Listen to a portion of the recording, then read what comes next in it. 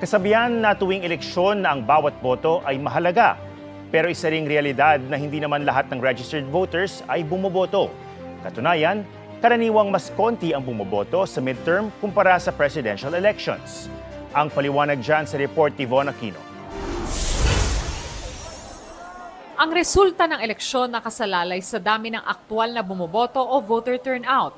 Sa datos ng COMELEC nitong eleksyon 2022, 55.4 million sa mahigit 65.8 million na registered voters ang bumoto.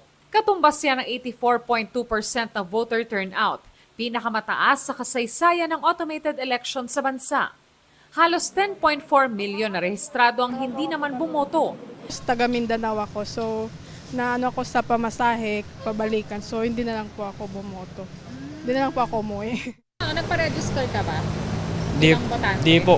Mula noong 1992 kung kailan nagkaroon ulit ng eleksyon pagkatapos ng martial law, ang 1998 presidential elections ang may pinakamataas na voter turnout. 86.39% ng lagpas 34 million registered voters ang bumoto. Kadalasan ding mas mababa ang voter turnout tuwing midterm elections kumpara sa presidential elections. Paliwanag ng Legal Network for Truthful Elections o LENTE, mas mataas ang interes sa presidential elections kumpara sa midterm elections.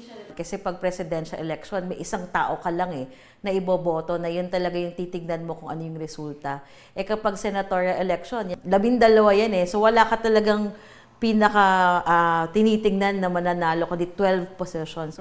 Pero noong 2013 midterm elections, mas mataas ang voter turnout kumpara sa sinundan nitong presidential elections. Kaya lagi nating sinasabi ang midterm election ay referendum kasi nasa 3-year mark yan nung 6 na taong pamumuno ng isang presidente. So kapag gusto ng mga tao yung nakita nila sa unang 3 taon ng pamumuno ng presidenteng yun ay iboboto nila kung sino man yung mga kandidatong sinusuportahan ng presidente.